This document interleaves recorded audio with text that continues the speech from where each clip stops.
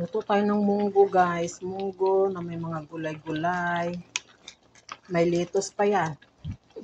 May pipino, kalabasa, at saka sutanghon.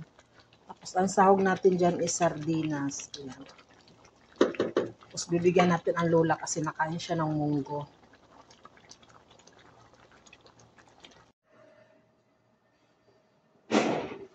Hi guys, good afternoon mga unta. So, yan, ang tagal natin hindi nakapag-vlog. Ayan. Kasi, yung mga last few months, marami tayong mga pinagdadaanan. So, thankful naman ako kay Lord at medyo unti-unti na kami naka-recover, kami ng aming mga pamilya, aking mga kapatid. No, kasi mula nung namatay yung mama namin last June, so nag-emergency uwi ako nung nagkasakit siya, yung malubha na yung kalagayan niya. Nag-emergency uwi ako sa Pilipinas.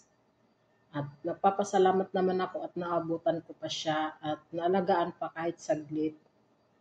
At nakakausap ko pa siya. Yun nga lang, talagang pag kinuha ka na ni Lord, pag oras mo na, wala na tayo talaga magagawa. Kaya yun.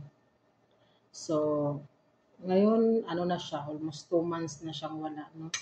Masakit pa rin kasi syempre, wala na kaming nanay-tatay. Kami na lang 4 ang natitira. So kami na lang magdadamayan. So bilang panganay sa lahat, so bali ako na yung tatay magulang sa aking tatlong kapatid, no. So ayan guys, kain muna tayo. Nagluto pala ako ng munggo at saka ito tingnan nyo ang aking food. Ano ba, ibalik ang camera. So ayan ang ating pagkain, ginisang munggo na may sutanghon, na may kalabasa, tapos may natirang yung salad ba, vegetable salad sa ref. Nilagay ko na yung may lettuce, na may red bell pepper, na may pipino. Nilagay ko na siya para hindi masayang. So ayan. Tapos meron tayong konting kanin. Yung kanin ko is leftover to last night. Ininit ko na lang para hindi na ako magsaing. So ayan. Actually, hindi ko pa natikman kung anong lasa nito. Tikman natin. Sarap. Perfect siya. Sarap. Wow.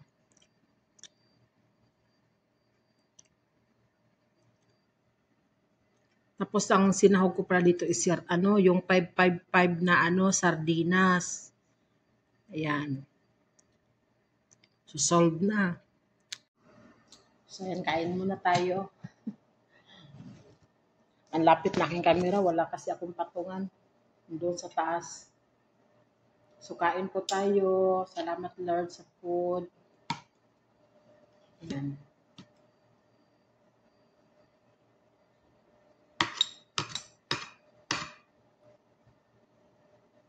Sarap sana kung may talong pa. Wala namang Ang gulay na available sa amin is kalabasa lang. So pwede na.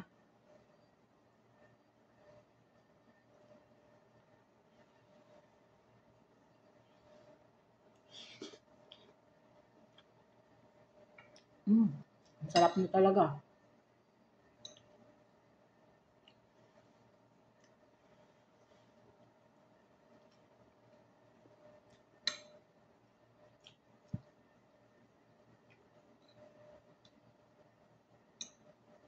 Masarap din sana ito ginataan, ano?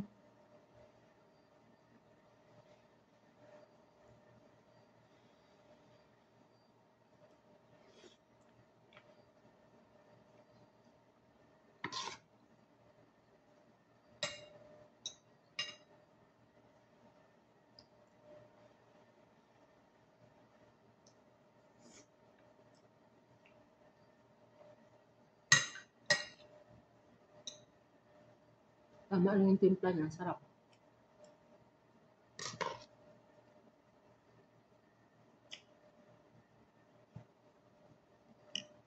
Tuloy yung sa sutanghon, haba. Hindi napuputol.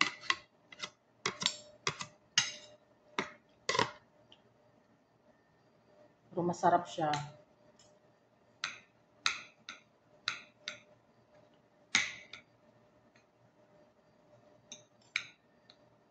Parang 3 months na nga ako hindi nakapag-vlog.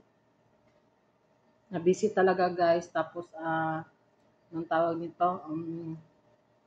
Magulo yung isipan ko talaga.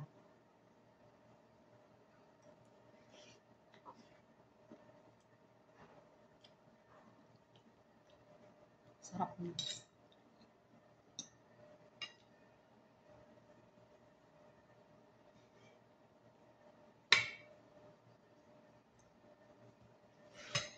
Meron pala akong tuyo dito. Tinapa. Masarap ang munggo na may tinapa. Hindi kaya tuyo, no?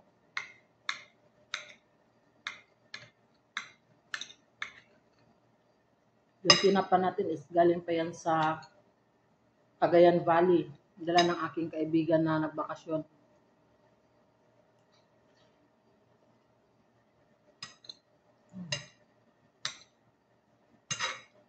Sarap talaga ng munggo na may sutanghon.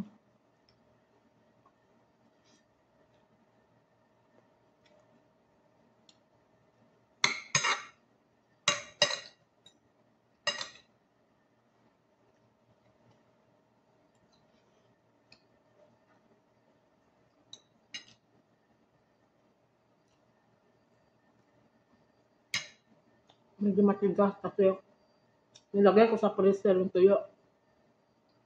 Pero luto na siya.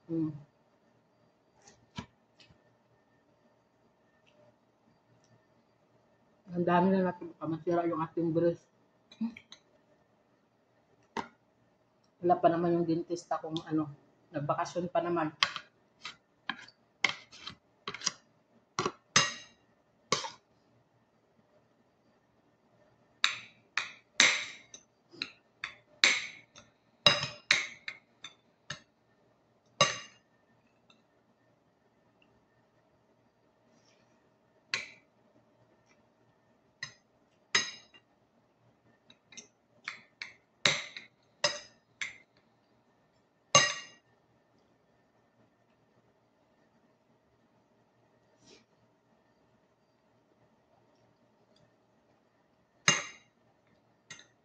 Dala muna kayo, kakain muna ako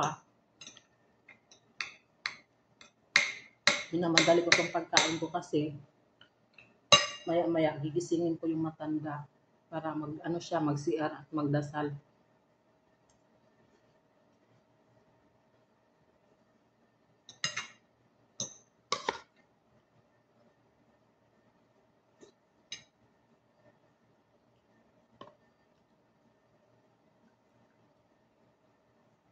Sarap.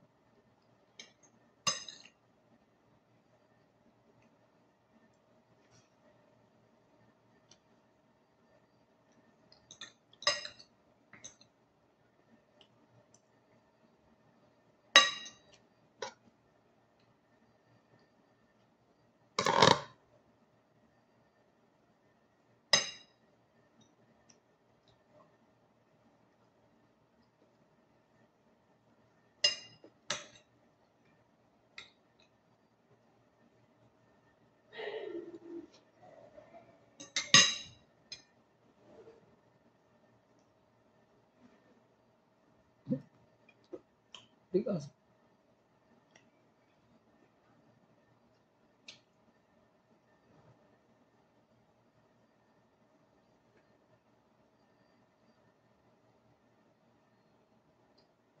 ang galing naman ng tinapa na to, no? Yung wala na ulo ba? Tapos ang laman na matigas. Mahal pa naman ang kilo nito. Sabi ng kaibigan ko, nasa 700 isang kilo ng tinapa.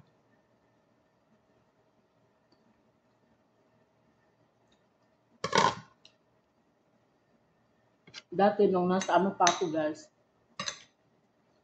nung nasa Cagayan pa ako nakatira dati, 2000, year 2001,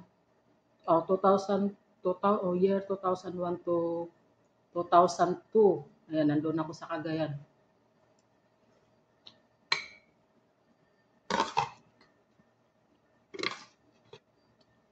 Natatandaan ko ang kilo ng tinapa. Parang 100 plus lang. Parang nasa 120 lang yata. Or 150, hindi ko sure. Parang ganun. Tapos ang dami na niya. Ang 1 kilo, ang dami na. Tapos yung aking mother-in-law,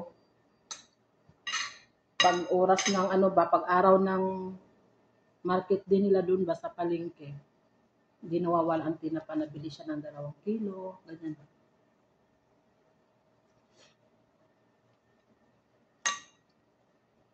Tapos, nabili siya ng mga kinilo na mantika, tuyo, yun.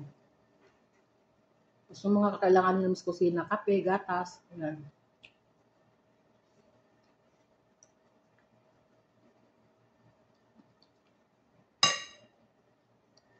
Tapos bibili siya ng mga gulay kasi mura ang gulay pag Kasi sa Ilocano ang tawag dapon, makidapon. Yung yung market din nila dapon kung tawagin.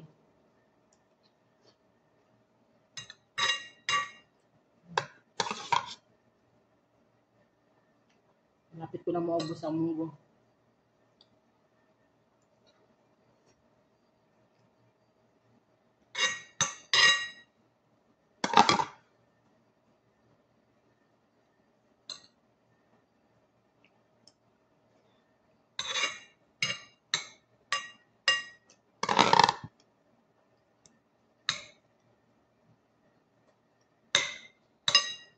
Nung umuwi ako sa Davao, guys, nung buhay pa nanay ko, puro gulay yung kinakain namin. Umaangal na yung tao sa amin eh. Palibasa, namimiss ko talaga ang mga gulay ba.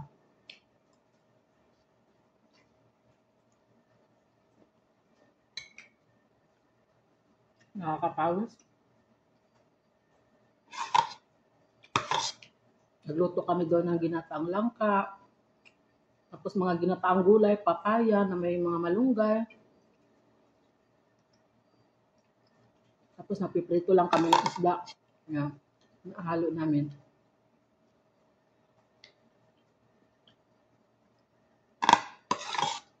Ubus na.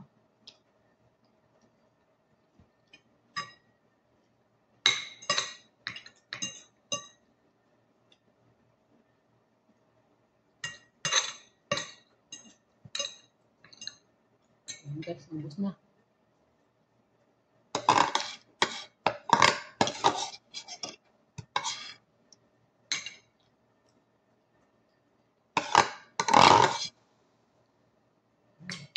Sarap.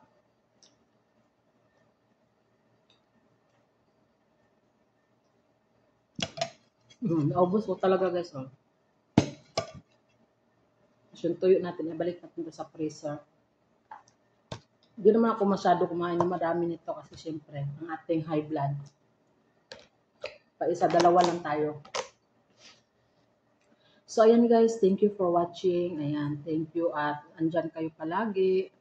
Sana hindi kayo magsawa sa kapanood ng ating mga video. Ayan, see you to my next vlog guys. I love you all. God bless.